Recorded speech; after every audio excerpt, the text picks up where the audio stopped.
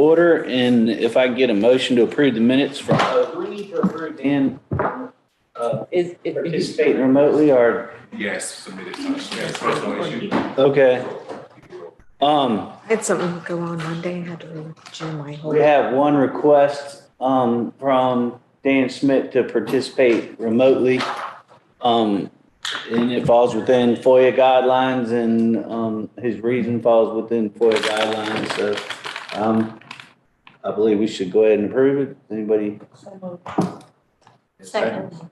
All in favor? Aye. Yeah. All right. Now we can get a motion to approve the minutes from March 13th, 2025. And can Dan hear us? Okay, good. He can. Yeah, I got you. Thanks. All right. Get a second? Second. All in favor? Aye. Aye. All right. Who's running the budget workshop? Is that you? All right, so Can you see Dan? I'm sorry. Absolutely, I can. I got the screen up. Thank you. And thank you for allowing me to join you all remotely. I apologize, but big day for the family here today. So thank you. Understood. all right, so at the end of April, we shared the proposed 2026 budget book, which I'm going to talk through the PowerPoint, which basically is excerpt. But if we want to go back to that budget, the actual budget book, we can. So basically, the beginning part of the budget book is the formalities of, and acronyms, who's on the committees, and get into just the operating budget. So the PowerPoint here, we start with our timeline. We're here at our May 8th Finance Committee, second one from the bottom, and looking forward to the May 20th board meeting to bring this to completion. So what we're going to talk about is, as most of you are, about 68% of GRTC's operating expenses are human capital related. So this slide here shows what's going on. So as you're all aware, is that we have collective bargaining unit ATU 1220, and their contract starts October 1st. So October 1st of 2025, we will have a rate increase. So currently the top rate is $32.91. It's going to be going up to $34.06. So when you take the expected average, one quarter, 3 quarters, it's about a 3.5% increase year on year. So looking at our projected collective bargaining unit staffing, so in transportation for the portion fixed route and the BRT, in 2025, we had 325 fixed route operators with 22 part-timers for 336 FTEs, which is about $23.647 million. That's net of microtransit. Last year, the microtransit operators were in the same budget. We were transitioning it from fixed route people at a higher rate down to what the microtransit wage rate's a little bit lower. This year we're maintaining the approval of 325 fixed route operators, but we've only funded 315 as part of our exercise to balance the budget down between March and then what we've received from DRPT awards. We're leaving 10 positions unfunded, but asking for them to be authorized. We increased the part-time operators by 5. So we're budgeting 338.5 FTEs, of which 328.5 are funded versus 336 in the prior year. So the $25.7 million up over the 23.6 is primarily due to, there's an incremental 2.5. There's also some blending, as you know, that prior to this current contract we're in, we used to bring them at the 65% point. Now we bring them to 85. So we've done a lot of hiring through 24 and 25. So 25 budget had people at the lower steps. They've now progressed up to the top rate. So there's a part of that, let's call it like a step adjustment plus the 3.5% increase. And the 2.5 FTEs are roughly about $200,000. Microtransit, last year we budgeted 30 operators. We're maintaining that. The $1,656,000 was budgeted in the transportation department. I pulled it out for comparison, just a slight increase, which is basically the cost of living or the contract rate increase.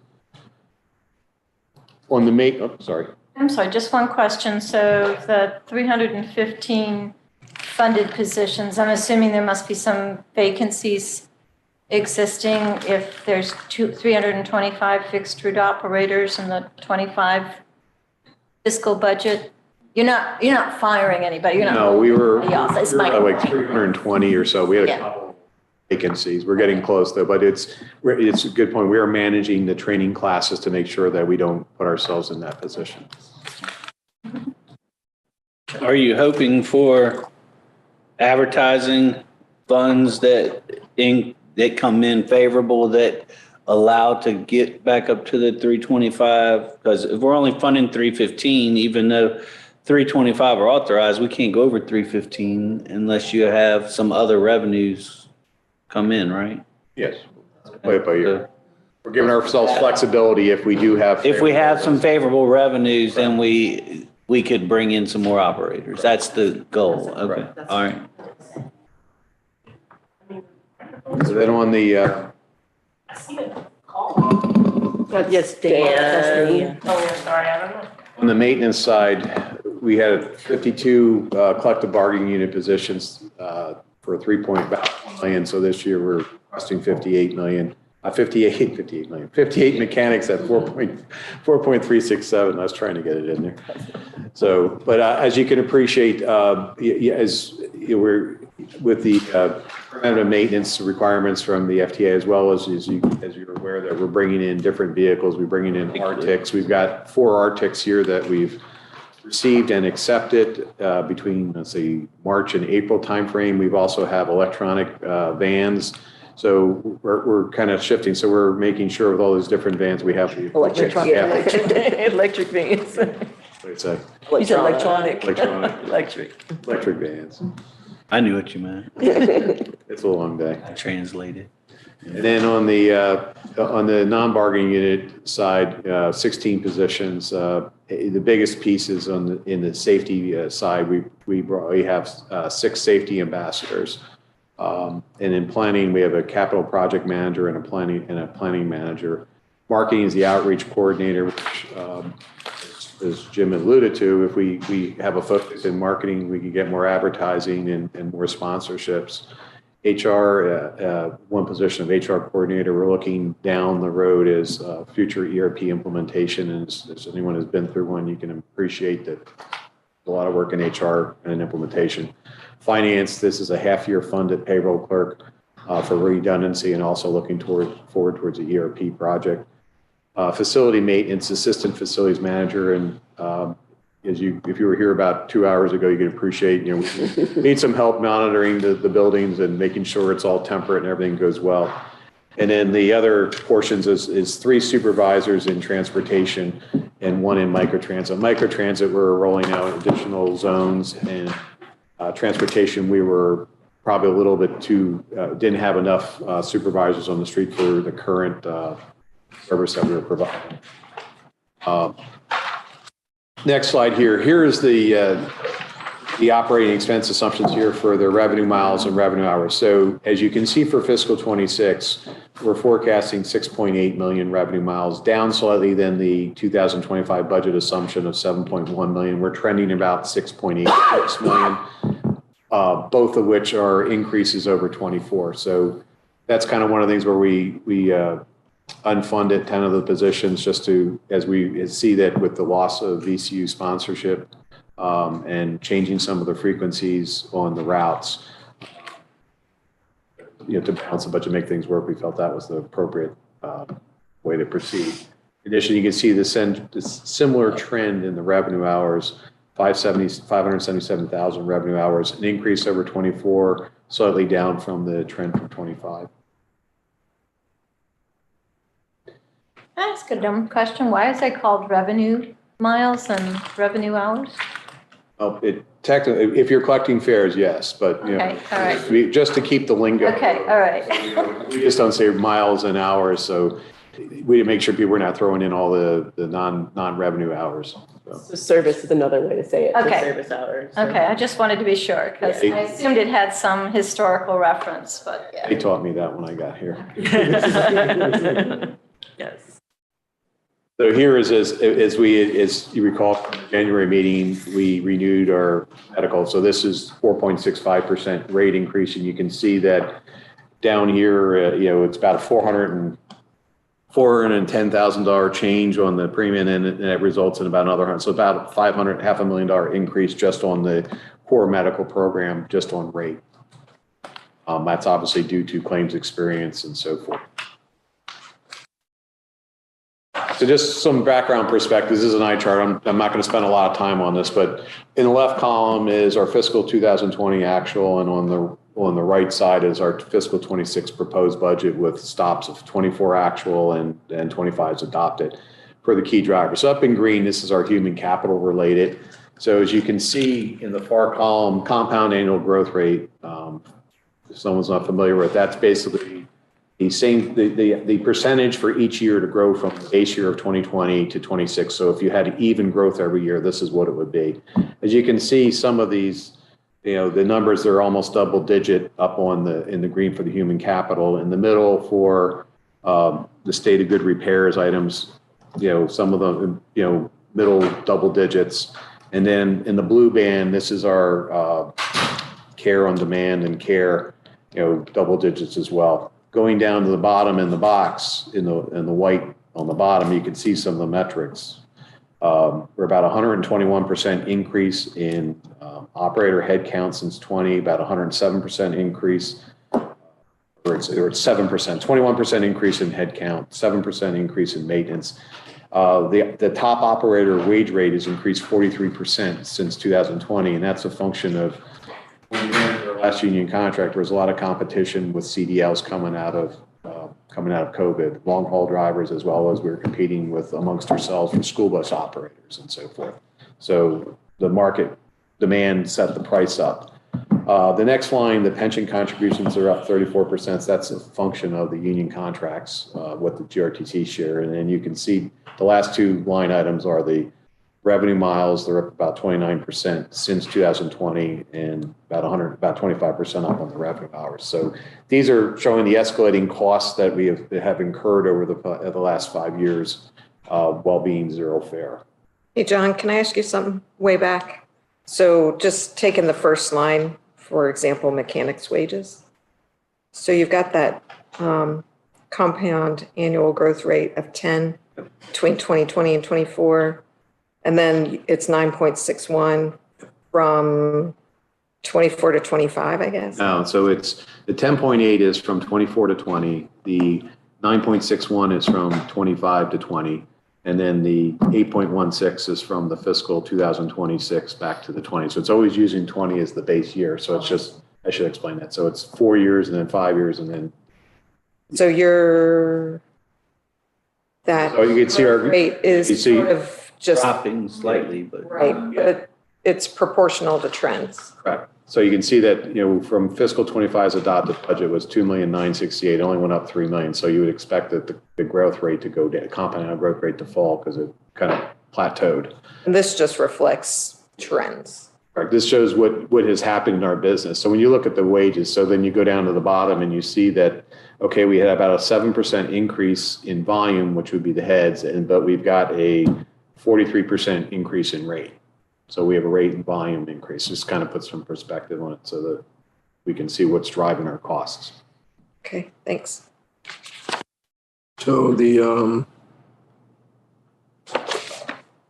so FTEs for operators in 20, it was 286, Yes, sir.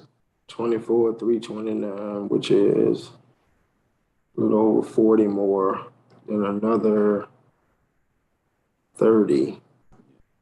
We went way down from that 286, right? correct. Down to like 246, Yeah. came back up. Yeah, so the 121 is just simply the 345 divided by the 286. So it's 21% greater than what the 20 was. I didn't do a compound annual growth rate for those periods between those. Just Okay. 26 And to 20. And operator pay, So the wage, top rate Yeah, was top. 23.54. yes, that was the blended rate back in 20, and now 33.77 is the blended rate for 26. So about $10 more per driver. Per hour. And we're at about 60. Or, yeah. So this is almost $10 million more operator wages since 20. Correct. A lot of it was driven by the market. Because we're competing amongst long-term haulers as well as the school buses. Everybody decides to call. Because the school buses went from like 16 something to $23, $24 an hour. And then the school buses were more than what we were paying for a minute. And then that changed again. So I just stepped out. You said the fleet repairs and part shipments doubled. Why? Yeah, so from fiscal 25 to fiscal 26, what they're expecting is there's catalytic converters is the big thing that they're expecting to be replacing in 26. So they're Didn't we replace them all when they got stolen? It was on the vans. So this is other. So This is the buses now. So $3 million. we're looking to see if we Yeah, can do some things. We're doing some special analytics on inventory to see high velocity, to see if there's alternate paths to procure to save some money, but it's still in process. And also taking into consideration the increase in the cost just in general of parts. Not knowing. Yeah, there's a lot of supply chain adjustment that happened during COVID, and now we've got tariff issues. So in order to use PM Flex money, you need Buy America. So there's one other challenge in there. So hopefully we can identify more American-made parts. Number one, can avoid tariff increases. Number two, we can PM Flex. So If that works, then you'll have more opportunity to have more drivers, right? Fund those remaining 10. Who is that online? I'm sorry, I can't see that. And But Dan was on, that's the Oh, okay. Dan was up yeah, I didn't. there. the big I move. was like, I know that's not Dan. No, So. Dan's still on. It's definitely not Dan. So in the blue line on the paratransit and SpecTran, we've had, back in 2020 was a different provider. They experienced the same costs. So their contract for their operator wages went up as well. The other thing that I've heard from First Transit and Next was that the cost of their liability insurance went up dramatically, which of course because it's contract, it's passed on to us. And we're also having with the line extensions and so forth. So our requirement to have a 3/4 mile radius around all our routes is also increasing the population to serve, and demand is up. So we've got like a triple whammy in there. So purchase service SpecTran, what falls in that? That's We Drive You. That's our paratransit. Yeah, so that's mainly operator costs. Well, Go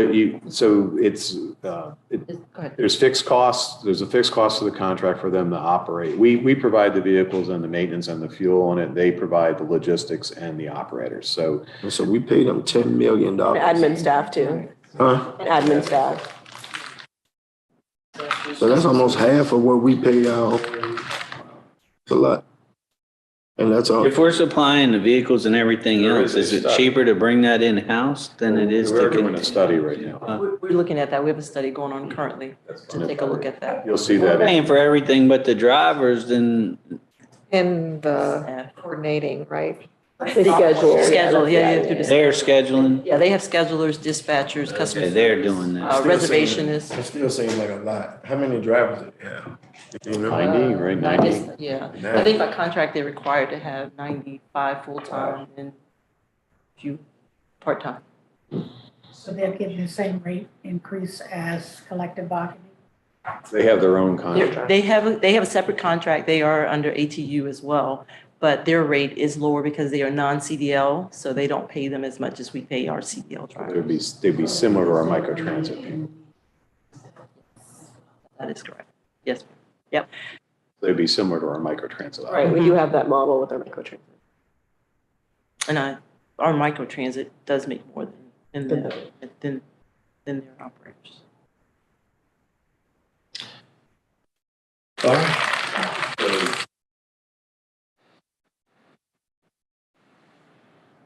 This is our operators on the top, and on the bottom is by category. So there's two columns. So the baseline is basically, think of it as our core operations, the grant funded projects. These are basically funded through DRPT and federal grants. So looking at the numbers right off the top, so like you see the 914 in there for insurance and safety. That is our public safety officers funding from our DRPT grant that we just got awarded in April 15th. So the 9,490,000, which it's on the next slide, you can see all the DRPT studies. These are all consulting based, the consulting fees for all our projects are ongoing. So 9,940,000 column, and then you see this, the participation from state and federal, and then down in the project column there, next to IT, this is your, what's the IT? Yeah, that's the grant reimbursed software. Service software is subject to a DRPT. It's just federal and local, because state doesn't, they have higher ranking projects than supporting admin software. So going through some of these categories, what some of the large drivers are. Can I ask a question about your, the consultant studies? Slide that you had on the different consultants? Yes, that's right. Have we done any projections of costs associated with the implementation of carrying out these, Yes. the investment of the 9.5 billion, as to get some sense of what kind of impact that's going to have? We have the 10-year forecast, which these are contemplated in. That was the, we did the zero fare study, and then the second study that was talking about where the cliff comes, and that's also boiled into the regional public transportation plan for the investments. The capital dollars are included and projected out about 10 years. We also have the operating shift. So you're asking, like, if something comes online, like a north-south BRT, what is the operational impact to it? We do have that. So the model basically looks at when these projects come online, what's the impact on revenue hours and revenue miles? And based upon that, we basically exploded that into, let's call it a personnel chart for operators and supervisors and mechanics and so forth. And that goes into the 10-year plan for the operating piece. And then we also have the capital on the bottom.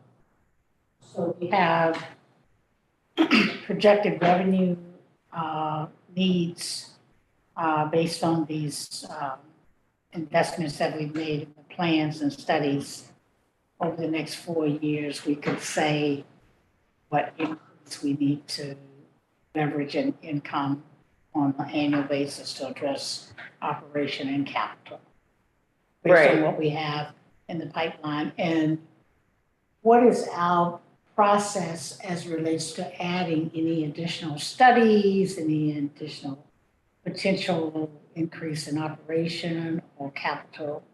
Our policy as it relates to an impact on projected increase in revenue, and is there a strategy that we want to stay within certain boxes as it relates to costs, growth?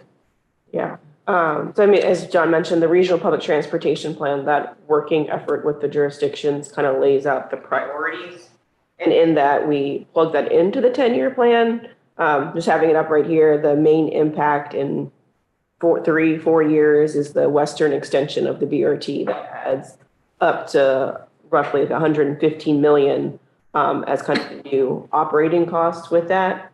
But I think kind of putting a limit to that as we work with them. I mean, maybe that if that's not affordable, prioritizing and pulling things off is what we would need to do. Maybe it's just the western extension that we do and not do some of the other changes that may come from the other priorities. But we do review that annually at minimum.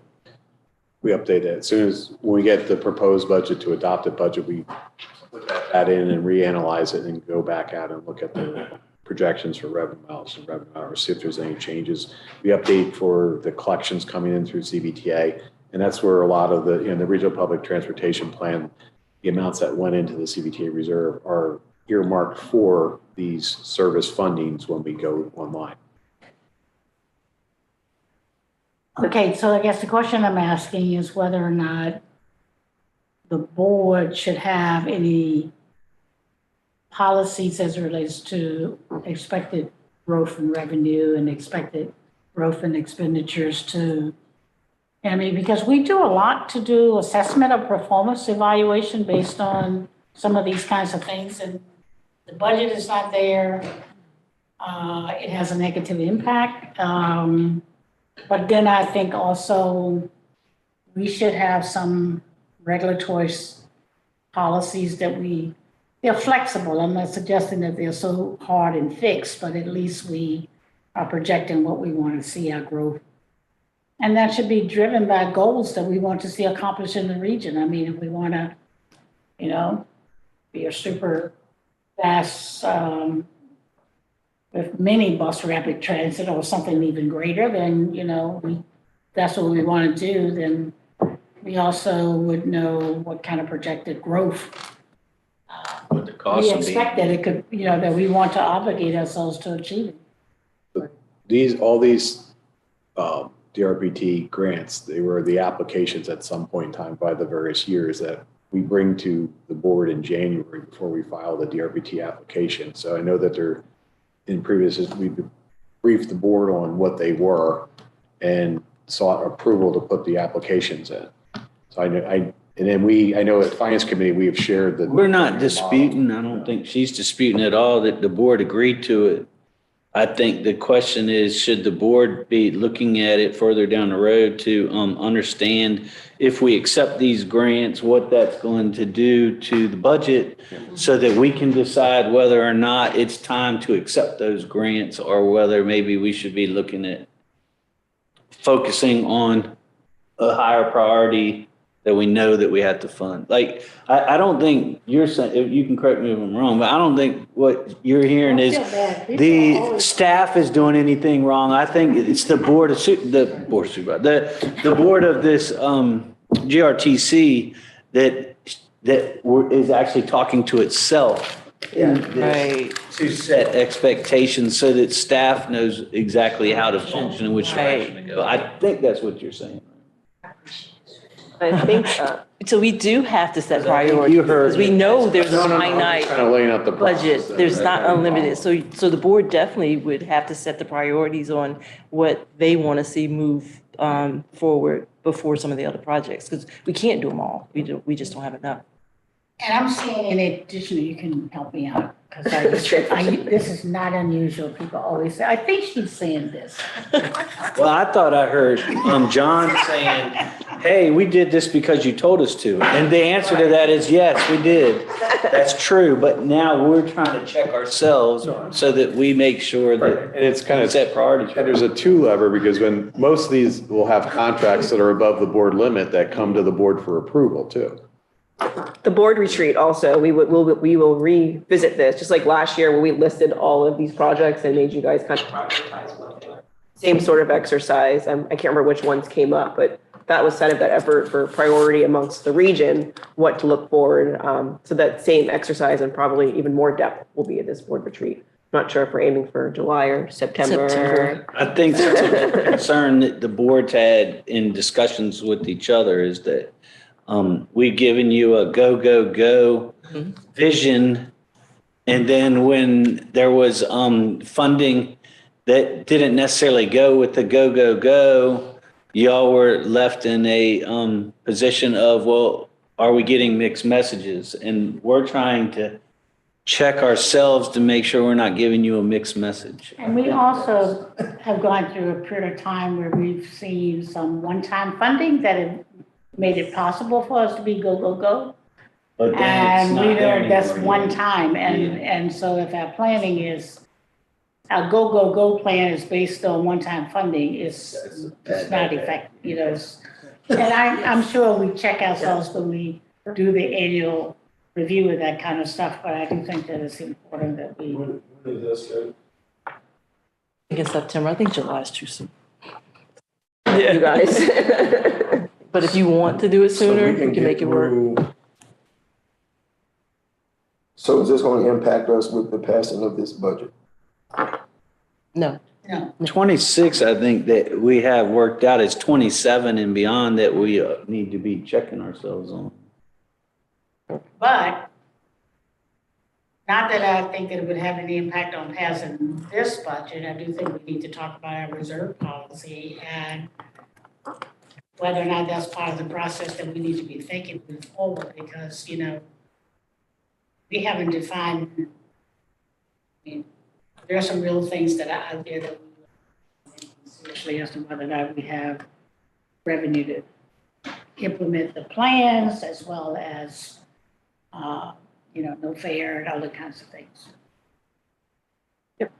Cost of living is just gonna be what it is. I mean, we're gonna always be looking at that 3.5% increase regardless. Agree. Of Yes.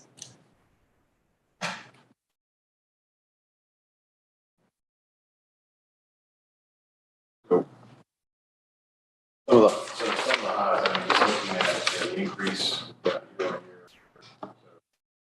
On the bottom table, if you look at the wages and benefits are going up about 6.95 million, as we talked about. Transportation and microtransit, you know, the CBU headcount's about 2.2 million. This new supervisors for transportation and microtransit, about 667 in the COLA assumptions. Maintenance CBU, 374,000, and you know the safety ambassador is about $386,000. So those are some of the big pieces that are driving the $6.95 million in wages and benefits. So that's the wage piece. On the benefit side, as the pension expense as well. So transportation, about $312,000 increase in transportation pension expense, about $50,000 in maintenance, and the salary it's about $267,000. As we talked before on the medical, total medical is going up about $800,000. Rate is about $500,000. And the other part is the volume of the people that are taking, you know, from as we filled the positions through 25 up to the point we had significant vacancies. Now we're getting up to the 322 range. Life insurances and allowances are also up. So it's a whole mixed bag in there.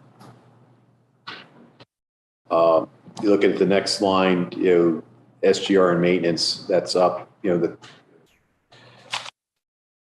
3.84 million, as we talked about before. The fleet and service repairs are $3 million. That's what's forecast. The tires about 150,000.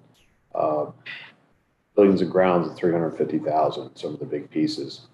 The services line item, as you can see, going from 18 to 23, it's primarily just seeing the grant funded. It's a change in, it's an increase of about 3.625 million in consulting projects, $1 million in there for the public service, public safety officers, which are funded through a DRPT grant.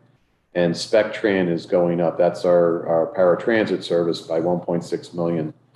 On the casualty and insurance line, it's going up, driven by about $764,000 in workers' comp. Workers' comp, as you know, you submit the payroll, and as we've grown our payrolls over the year, now the premium's catching up with us. General liability insurance is also going up about $250,000, and we increased the provision for uninsured motorists by $125,000 as we were seeing through fiscal 25 more incidents below the SIR limit. Fuels and lubricants, basically it's a couple $100,000 more or less. Additional CNG for microtransit CNG vehicles and fuels for specialized vehicles and support vehicles, offset by a reduction in diesel fuel as we're removing diesel buses out of our fleet. Utilities are up about $128,000, and that's increase. It's kind of the credit we receive from DPU for gas and water in 25 has been used up, so it's going back up to the rate it used to be. So those are kind of the drivers. As before, as it's wages and benefits, as you can see, are a significant portion of our budget. From an $15 million in wages and benefits in 2 fiscal years. Wow.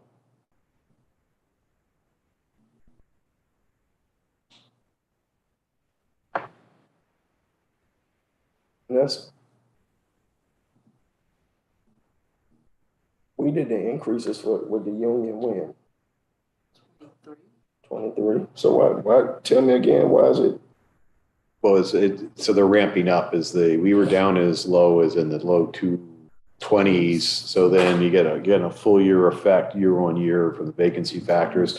People, 100% increase. You know, the old contract, when we brought someone in, they started at the 65% point. Now they start at the 85%. So you've got the top wage rate has gone up as well as the placement when people start. So the people that we hired in 24 and 25 that are at the 85 are now up to 5% range. There were recruiting bonuses that were paid in there as well. Cost of insurances have gone up. This year's 4.65 was lower. We were capped at the 13% increase the year before. Our wellness numbers are getting healthier than they were in the past. So we're looking for that to. Number of operators, though, is the number one reason. Yeah, the number of operators have gone up. So we've added 30 microtransit operators. But even more beyond the budgeted amount. Yeah. Doing the microtransit and then the significant expansion. People, not just their company.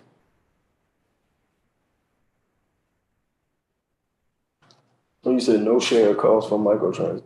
This is all us, right? I mean, other than whatever other outside support. Right. Do we get federal money for that? The microtransit, There's a bunch of state DRP. We can show those in the revenue side. There's some demo grants. Like that's required through CBTA though, right? we're not using any CBTA money for micro. But they require us to run microtransit. That's part of it, right? Diverse service options. It was an option for providing alternative service to jurisdictions who couldn't support fixed route. Yes. Wasn't necessarily, it was part of the study. It wasn't a requirement. It was something that we did because we're trying to give a return to all the jurisdictions that are participating in CBTA that otherwise would not have a return. Yeah, Powhatan and Ashland both have a model. I think we might be exceeding the return of what those localities are putting in. Awesome. By a lot. It's like, for example, Ashland, or where microtransit is? Ashland probably maybe put in $249,000 to GRTC, and that may be their half of their local money, and it's 15, even less than that. But it's I think you should look at what they are putting in. The only one who's benefiting the most to put in is Chesterfield. They put in what their microtransit should be giving out. But some of those others are not. The CBTA portion that they submit is not the level of these increased costs that we're talking about right now. No CBTA money is being used for that service. It's either demo. But that might, it isn't, but it is because we wouldn't be, if we didn't have the CBTA money, we wouldn't be doing the microtransit in those areas. Well, I think the discussion really happened at the TPO where I think rurals were interested in getting some sort of options. Didn't it start there? Yeah, because Ashland had a. But it was because of CBTA money that they were asking for that, right? So The rural transportation. Timing wise, just And getting nothing, that's my point. So I jumped ahead of a couple of slides. So in this slide here, if you look at the first 4 lines, that's the DRPT microtransit grants that are the revenue supporting the microtransit zones. Those will end. Thank you. There's Sustainable funding source. Oh, absolutely, they will end, but Well, then decision will have to be made at that point. because, honestly, Ashland's probably got the most used microtransit in the area. They're just Right. crushing the numbers. Tell you something. For their population to the use, they're crushing. But I will say, Henry, Ashland did historically contribute to the fixed route service they had before. The model just wasn't great for Ashland, so this model does fit them a little bit better. They do have a grant that we're using now, but we reapplied for a new grant for them as well. And that one goes up to 5 years. 5 years What's the, But it drops down, yeah, so it'd be So, yeah. conversations about. starts like 80/20 and then drops And 60. 2080 or through the 5 years. It's just a 5-year period. something. But it doesn't cover the whole 5 years. It just covers portions. Right. It doesn't even cover the whole first year, 100%. Correct. That, I mean, we will continue, they know that's a 3-year pilot, so we'll continue to work with them. That one just has funding that's a little bit further. I think that when you tell them that they got a 5-year or a 3-year, if there's a scale on it that drops, there needs to be that discussion up front before we accept the grant in the first place. Yeah. So everybody knows when we go in We what, gotta have a plan. Yeah. The only two outside of here are Ashland and then Powhatan, and we meet with them regularly. And they are another low contributor. Powhatan? Yeah, very low. Oh, Terms we're using are kind of rough. Well, no, when I say low She means the contribution, CBTA CBTA, tax you know, and the not taxes. them. she means what's going in from their jurisdiction. I actually, I have that, but I can share that. That's what she means, I can share not, that later, so we don't speculate. no, it's just the contribution versus the return. But I mean, I don't know what in there, but I mean, the microtransit service is pretty efficient in terms of the cost. I mean, a lot of the zones have Powhatan has one operator for the service, it's one vehicle. They cover it all day in the shift. Sandston has 2, so it just has a lot of flexibility opposed to a bus running back and forth. Well, no, and I was just reflecting, if I could, Mr. Chair, just speaking about what we're seeing reflected in FY26 budget and explained by John, in that these costs are for these reasons, are just, and so to say that, and so that he's saying real numbers that are attributed in the millions of dollars, it sounds like, that are attributed to the microtransit, in which it's pulling from typically what would be the fixed route money, or what could have been available for free fare from Richmond's viewpoint, to push it over to the microtransit. And I'm just using that example right now. So just any additional cost that takes away from what was originally serviced and needed to be provided are additional costs. So the money would be the COVID match, so. Yeah, but that's coming, that COVID money is gonna be gone soon. And they understand it's a 3-year pilot, so we're in year 2. It's doing so well, and then we're gonna say, we're gonna take the service and then. Pilot.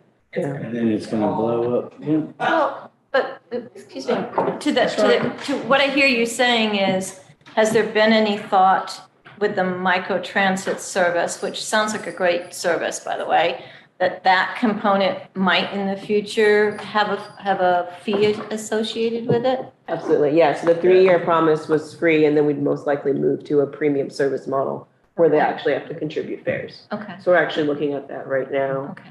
And then some of the rurals, there are opportunity for federal dollars. They may not be tapping into now, so exploring that with them, because that's not something that. All I'm saying is that when you explore it, if they get a 5-year plan, make sure they understand what that means, because I'm not sure that when jurisdictions here, they have a 3-year or 5-year plan, they fully understand the sliding scale, and that there's elevated costs in the out years, and that they were ready to fully commit to that, because I don't think they understood it. When we initially talked to Ashland, we let them know that there's a possibility that after 3 years, their citizens might pay for the service. There'll be some level of, yeah. No, I'm saying. And we look for alternative funds, which would include potentially something from the jurisdictions as well. But I agree that the expectation is some of the CBTA would go towards it. My question is, do they know that now, though? You know what I'm saying? So even for us in Henrico, we're not paying the Sandston route, but once the money runs out, then we are going to be looked at for more money. And we all knew that going forward, that eventually we're going to end up paying for this. I guess, did we talk about that? We agreed to that. It's probably in the fine print, but I don't know that, that's why I'm making this statement that we need to be specific in the conversation, because to be honest with you, I don't think that it was as clear to some of the jurisdictions. They may have selectively heard what they wanted to, but regardless, I don't think they fully comprehended what was going to end up being asked of them to start the program. And we just need to make sure that that's very clear in any service that we go forward with. Definitely going forward. So maybe maybe I missed it, but I know I wouldn't even have committed, you know what I'm saying? Yeah, well, that's my point is I I'm don't not even like sure. starting something that Might have to I take would just away. say we don't know where the money's gonna come from, or are we committing to paying it once we get to a certain place? Because once you start something, So sorry, I misspoke. So the Henrico ones actually were route exchange. So you had a Route 93, and that was turned into the Azalea zone. So that was changed. And then your Sandston one, you have a Route 56, and that one is getting ready to be changed into the rest of the Sandston zone. okay. So that those means- were route changes, right. That'll Right. flesh out. Right, and the 88, similarly, the city has one in Broad Rock, and that's the next zone that's going on, and that one will change out. That's for the changeover zones. So that is true for Henrico. Yours are different, because yours are new service, and we have our own. Was that Dan? The 60s, the 60 route. Look, No, the micro on Fancy. 360, for the. Cloverdale. That one. Yeah, we need to figure out Yeah. how that's going to work. And we need to come up with a plan that's going to be consistent. Right? So, Because it's 3 different models right now working. well, yeah, I mean, I understand the service doing well, and it's more efficient doing microtransit. That makes sense. But like Ashland, But your trade. whatever we're just talking about with Chesterfield needs to work for Ashland too. Yeah. And Powhatan, right.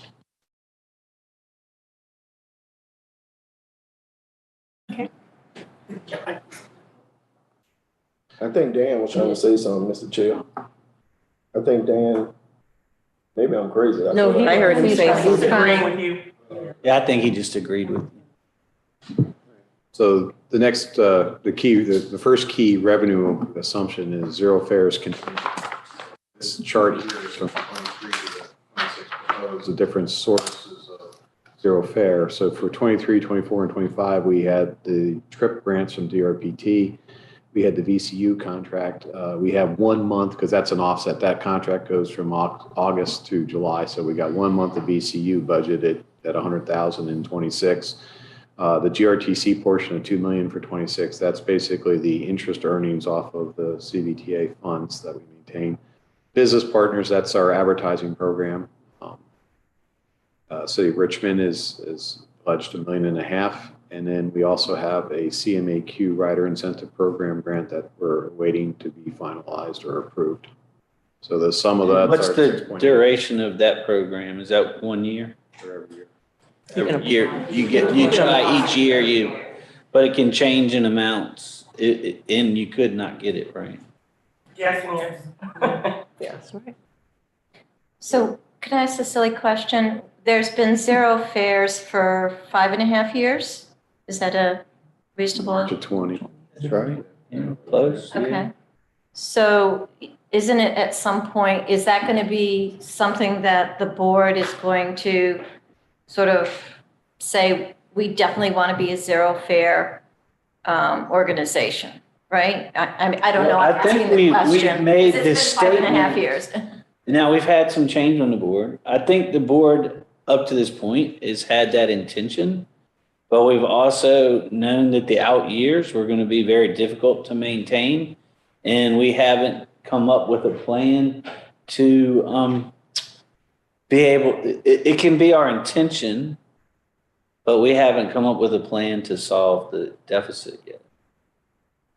And so I guess the point that I'm making, and I assume this is going to be a retreat discussion, is that if the goal of the board is to maintain zero fare, because if I've understood it correctly, it was difficult when you were collecting fares to collect them equitably and to go after people if they didn't pay their fare. It was just, I don't know if what the analysis was in terms of the cost of all of that.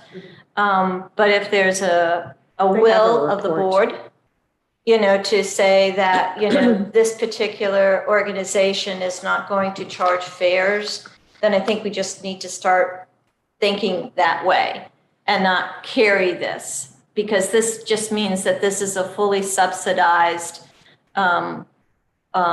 benefit to all of the communities involved, and we have to figure out how to subsidize it. As opposed to keep looking back 5 years, it's 4 years, 5 years. I get it, we got grants and everything else, but at some point you have to look back and say, wow, it's been 5.5 years. And it looks like, for me anyway, from hearing everybody on the board, that it's something that I think is improving the ridership and basically allowing us to expand, because it's a real benefit to be zero fare. At the time we went zero fare, we increased ridership, which helped us on our revenue side, but we have now eclipsed the maximum that we can get for the revenues on the ridership side. So it's no longer as much of a benefit. We crossed over from where it was more riders brought more revenue to more riders don't necessarily bring more revenue anymore, because we've maxed out where we can go.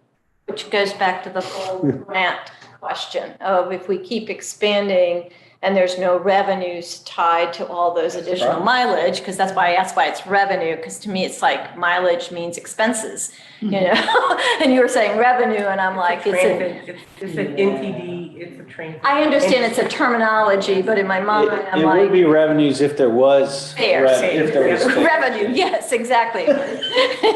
But there's not, so it's really an expense. Correct. So as we keep expanding, it gets more and more expensive to maintain. Fair? But in our funding sources that we were counting on, that has dwindled and is basically 25 is the end of it, really, right? From the From state. the grant, from the grant. From the grant standpoint. So the business partners advertising 1.2, that's under contract. It's already booked. I'm asking, I think we're both asking, let's have a question, not a No. statement. It's not under contract. It's not No. booked, it's a projection of It's what you correct. do. That is correct. But it's Yes. a modest Yes. projection compared to what you're currently earning. Yes. So if that didn't develop for some reason, number one, you need to get a new marketing person, but, That's a little pressure. that's their job. There are a whole lot of things that are gonna change in the next year. But if it didn't develop, then we'd have to pull it out of reserves, correct? Because we're booking we're putting, Right, we'll have to find, right. Right, Yes, right. that's May not right. be reserves, it Right. may be maybe other another sources. source. Okay, all right. Like you said, those are modest projections. For this last quarter, we brought in around 400,000. I just hate showing revenue that we We don't. have a person that is, going forward. The board is gonna have to just have some real tough discussions about where we're going. That's really what it all boils down to. Because the money gotta come from somewhere. And it's easy to just say pull it from the localities, but every locality has its own struggles and stuff too. So we have to really figure out what's important to us. I do think that we need to invest in somebody. I don't know if it's already somebody on staff, you hire somebody, but somebody needs to take on this whole going after corporate dollars. That was one of the new FTEs in the budget, right? It is. To have, yeah, that was, you might have got here right after they showed that. Or, yeah, they had one person and that's why I said that person needs to have clear goals that if they don't hit 1.2, that's a real problem. It'd be better to show that from reserves and then hope to replace it. I just hate the Like, budget. to have it be a real funding source, actual money that we know we have. Until someone gives you a check, trust me, and the way things are being cut today, we could crash this whole budget right now on what could happen.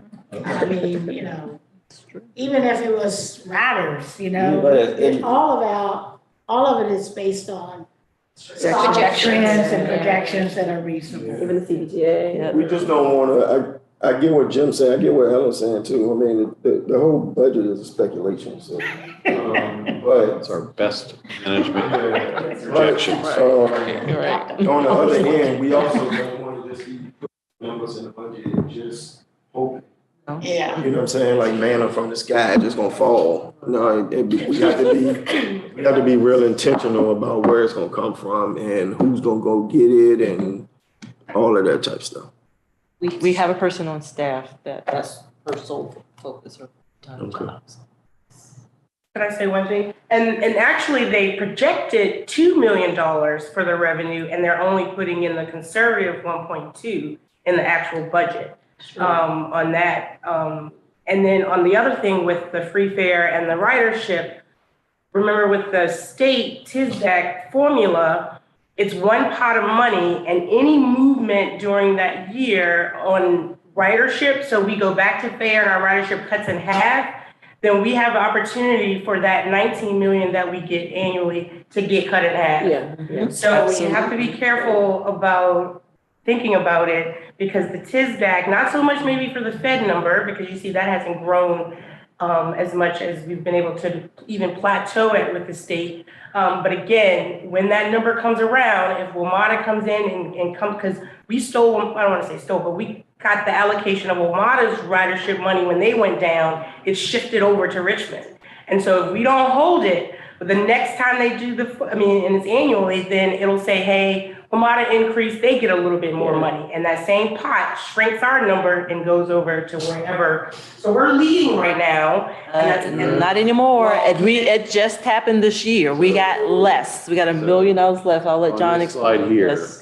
So I know that so folks that were around here in 2022, when Sam Sink was here, Sam Sink briefed the finance committee about the TISDAC in 2022 and shared that one of the byproducts of zero fare was the increase in the ridership that took us, as you can see here, on the top, it took us to a 30% ceiling. So the way that TISDAC in its presentation says its weighting is 50% on operating costs, 30% on ridership, 10% on revenue miles, and 10% on revenue hours. However, we had a call with DRPT when we got the award, as you can see here, that the 26 award was 19.1 million, which, as you can see on the bottom, is 24.86% of my net operating expenses from my ACFR less depreciation, 77 million. So when we were first talking through January and February in our numbers, I had 23.1 million in there because that's 30%. I can do the math.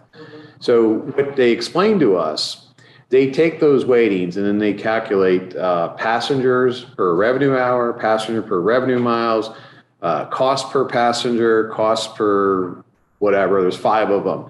And then they have 48 entities. So they draw a baseline for the state growth year on year, and then they calculate everybody's year on year growth. So what we experienced going up to the 30% ceiling by the 2023 award was because we had zero fares coming out of COVID, we dipped a little bit, then we shot right back up on our ridership, where let's say the other, if you look at the size, when you look at the TISDAC bar chart, you got the Fairfax Connector, HRT is in front of us. We're third, then it was Arlington, and then PRTC are like the top 5, and then it drops significantly. We're at the 20, then we're down below, $10 million awards.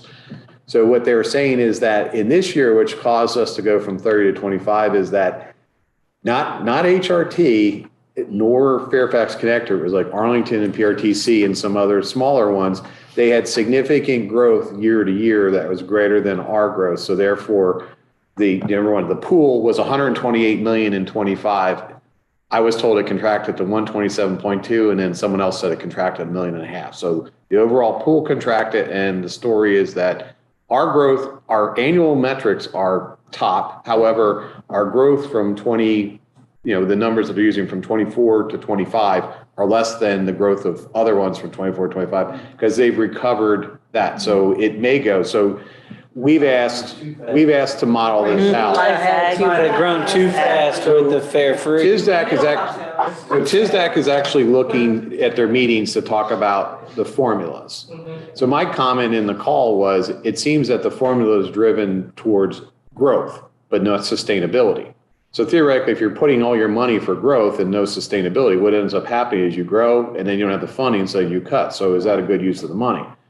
So should they bifurcate that $128 million pot, 65% to growth, 35% to sustainability? I don't know. But, They're not going to do that right now, so. I know this is this year. This is why we're doing, this is kind of the exercise we went through after we had, the impact there was $4 million. That's why part of this, why we came back to the budget to sit there and unfund people. So we're plodding along, like we can take 30% of 77. I know what my audited financials are. And that's what we originally baked into the original January budget. So that you can see there, that's a $4 million decrease. Could we go back to the previous slide for 1 second? I just jumped to that because people jumped to that one. As we're looking at sources for our revenue assumptions, is it possible to just roll up the business partner / advertising line under GRTC? Because to your point, it's a projection and it's a subset of what GRTC as a real source is actually going to be putting into this budget. And if they fall a few dollars short, then it's going to come someplace else. Or from somewhere else if there's another place that's. So that's what I would do. I would just collapse that under GRTC and not call it out as a separate line item. And I think it's worth mentioning also that Richmond contribution out of our local at 1.5 is probably a one-time consideration. Until the board makes a more equitable policy of how we want to look at gaps. I understand where you're coming from, but Richmond originally said they would put the 1.5 in every year, and we actually have found ways every year up until now to not put the 1.5 in. So we've made, because we didn't have to, so we didn't. But when we first went fare free, it was based on a commitment from Richmond to put up to 1.5 in each year as necessary. And we have avoided that because we didn't have to. So I just wanted, I do, if I'm wrong, someone tell me, but that's my recollection, was that was the commitment when we made the decision to go fare free, that Richmond had committed to 1.5. In perpetuity or under Mayor That's what, Stoney? Does Richmond have a name of it? Well, I would say We'll have a that you probably can't have a conversation with that person anymore. Okay, all right. I was about to say, budgets, localities is year to year. So, Yeah, I mean, but that was something that was committed to, that the board has worked out every year. And even, I think it was Dan's idea the first time to say, hey, we don't need to go there this year, so we're not going to ask Richmond to put the money in. And so this is the first time that there's actually been an actual real request to put the money. again, In the end, you can only do what your locality can do. And all I was gonna say is, as you continue to go forward, we can't go on what we said in the past and go forward every year. We're just gonna have to look at this and wrestle with it, and our localities are gonna just have to figure out where we are as it relates to commitments and all of that stuff. I just want to make sure again that we say most of us, if not all of us at this table, would like to continue to keep fare free as long as we can, forever if we can. But we don't have, Right. the the leprechaun doesn't have to go. The pot of gold has run out. So, and I don't think, no disrespect to our riders, but I don't think any amount of citizen pressure is going to make that money disappear. So it's up to us to just try to figure it out and see where we come up. So, so just a quick comment on the bottom there, the CVTA, the operating contribution, 28.6. The chart I showed you about the CAGRs, that has been indexed from the 2020 base operations by the same percent. So that's how, when we determine of the total receipts, what we put to baseline operations, studies, and the capital match. So there's, based upon the projections from VDOT, there's a portion that goes into the CVTA reserve for when we get the expansion to fund that that has been modeled out by Michael Baker and et al. All right, so we already talked about this. So the assumptions here then for CPI year were 3%. How it was calculated. Everybody's seen these, so these are all quick. So here is the total baseline revenue budget. It's better than the last time from an optics standpoint, but you can see that it's balanced with the expenses. Baseline revenues are $6 million, and grant funded and are 23.975. So this was the chart I showed before. This is all the DRPT grant revenue that is included in here, and you can see the different participation from the state, federal, and local shares, ARPA, as well as CBTA projects. And, obviously from the standpoint, on the chart here, CBTA, the 28.6 is a combination of the two. ERPT, that's the TISDAC formula. Richmond, Henrico, and Chesterfield, as discussed. The City of Richmond, $500,000 million. The remaining piece from VCU's there. The CBTA interest income, $2 million. I have this thing over here. The CMAQ for $2 million.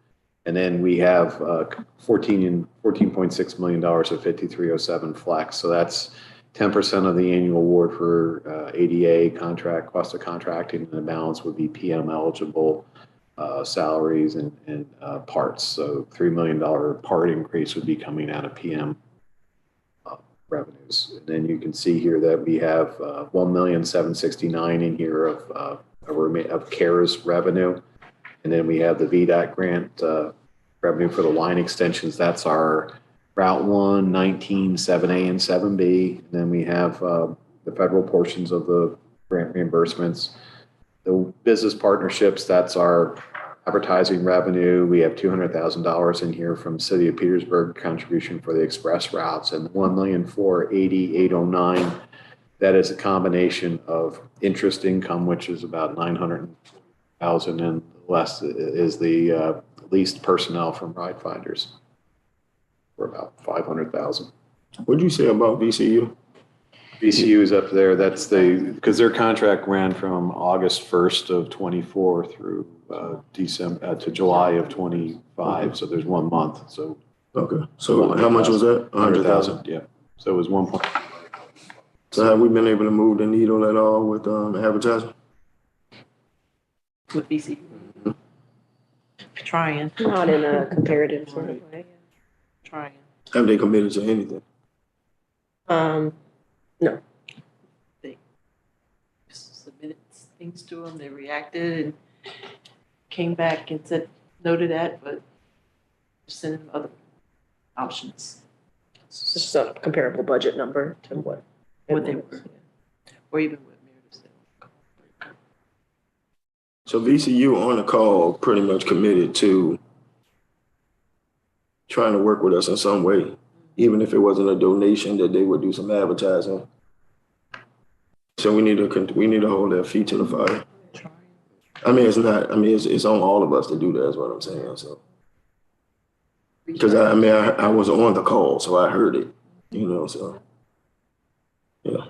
They didn't make a specific commitment. They just made a commitment that they're going to do something. So advertising, we've been working with their advertising team, looking at the articulated vehicles as well as some pull stations. At this point, it looks like maybe the pull stations are an option, but not all of them, just a couple. The ones in there.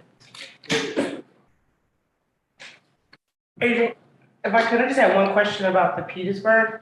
I know, because is that 4 routes a day, 2 in the morning, 2 in the afternoon? Trips, you mean? Trips, I mean. And so my question is, I just noticed that number split. I mean, do we know, what does it cost to do that? Is it exorbitantly more than 200,000? It's like 6, Multiples. It is more. Like like 600. 600. I think if you all look at, like, when Bob talked about continuity over, like, the localities, the same thing, like, because then it ties in the microtransit people and Petersburg, because they're all receiving, like, our $1 million services, and for $200,000. And we know that, they will say, hey, you have all the money. So we know that they're getting the casino, so. I was just tap gonna into say, it. they have all the money. The casino may actually, make the number of people that ride go up significantly, which, I mean, it's still gonna cost the same amount, but But they may. at least the cost per rider will That's go. true, but They they may may be, be willing to do more service. And more importantly, how about advertising on the buses and at the stations? I mean, there's a nice synergy there between, Well, that's Have we true reached too. out to them, maybe? so. Yeah. To the casino. Not Yeah. city. Oh, not Yeah, the Yeah. casino, the city doesn't have any money, but the casino will have lots of money. We have They no. need to be advertising right now for employees. No, I actually Exactly. agree. Yeah. They need to be advertising. Yeah. The media one, I don't know. I don't know, send the media company out to, like, get them to put stuff on the bus or wrap the bus. Yeah, the Yeah. last effort about that, they were interested in. It's a good one.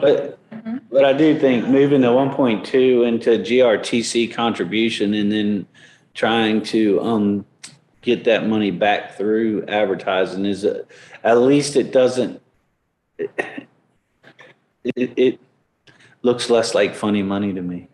Well, and again, we don't pull out of our, Richmond, like where we're pulling out of our revenue pie, where the funds is coming from, right? Other than, CVTA funds. So it just seems to me that if you collapse it, then, it's 3.2 million from GRTC. And if you get 980,000 from, for advertising and marketing, well, then And you can obviously use you're. that to help pay for drivers or whatever. I mean, So we're somewhat gonna fungible. get 1.6. and then There you extra. go, and so, I think it's an I wrote that untapped down. source of revenue, absolutely. I wrote that down. Recording. All right. Anything else? And then the last two slides, this is the capital budget. We received total project costs of $43.6 million participation. So these are the projects that are in there for the capital. And the summarization of that 43 million by business improvement, expansion, development, and state of good repair. State of good repair is basically vehicles for the big piece. And those are all, each of these projects have a little narrative in the budget book that you can read about all the different projects by the categories. Do we prioritize our capital projects? Like if I looked at this list, is the one that's on the top priority? Or is there another list that prioritizes? Yeah, I'd say probably state of good repair. Looks like, it's not alphabetical either. It almost was alphabetical till the last one, right? It took some off the list. They're very successful with grants, Okay, and so those are all funded. they're all funded, but that doesn't mean that they're all being equally worked on, moving Oh, yeah. forward, are they? Are they moving all forward, They absolutely should. They Okay, should. that's what I'm saying. So if I had all these are all little balls, each one moves I mean, forward they're different things. I would say state of the repair and safety and regulatory would be the highest. at the top. That's what I'm trying to ask. Yeah, that's why I'm saying there's got to be a priority of, Right. we've got to get these done right away. Middle of this page here, the 16,632 is the state of good repair. For Every vehicles. bus is 29. So that's based upon the odometer and the years going. So those are high priority. Like safety officers, 914, they're on the street, that's a priority. Yeah. It's already worked. And included in here, some of this is like a expansion development, like the Route 126 subsidies for the revenues. So those were like the trip. So it's kind of a mix of capital, mix of capital and operating support grants. for our riders, how much drill down do we do to determine where people are going? Other than just how many are on a route and time and that, I mean, do we have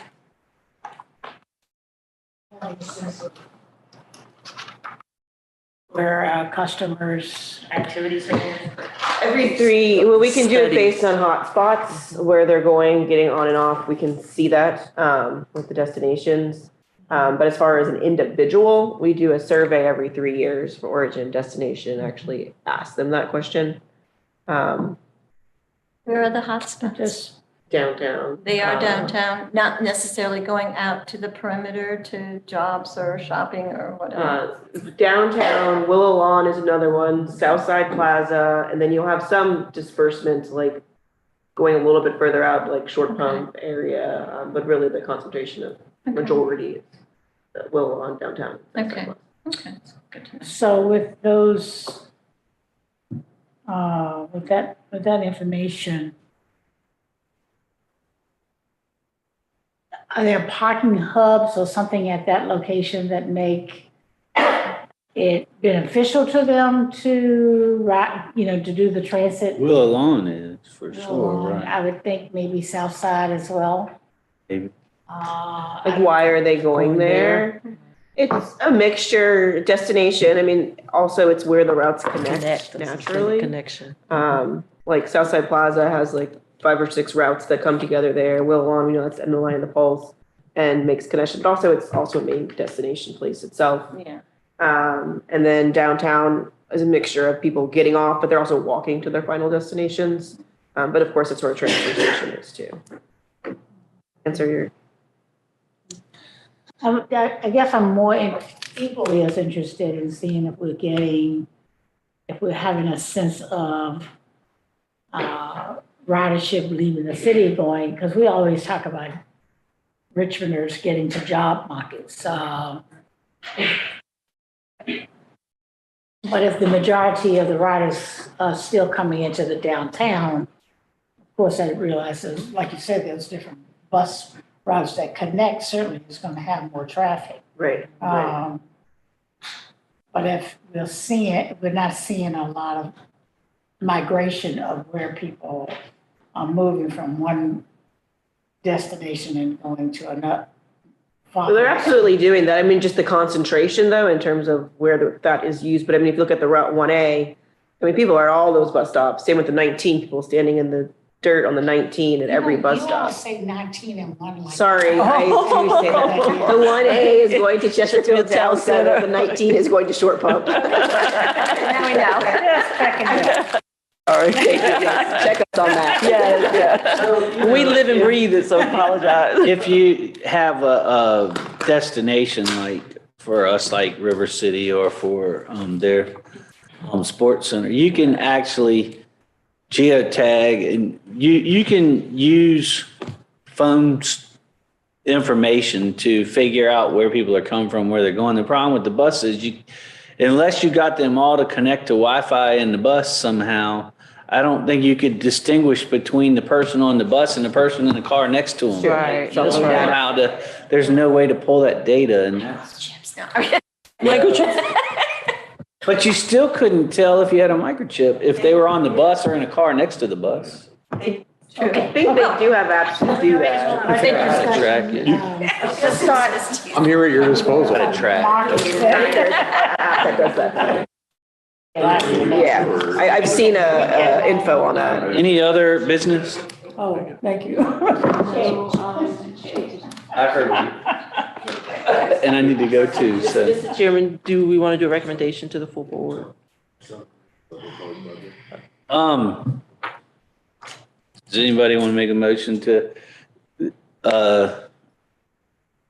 So let me ask you another question. Is there anyone that wants to do an amendment to this budget? I think that if we make the motion that we ought to do the 1.2 into the 2, so it's a 3.2 instead of a 2 and a 1.2. If Okay. Yeah, for source of revenues, for yeah. source of revenues, is there any other concerns on anything we went over? Motion to recommend approval with that one change.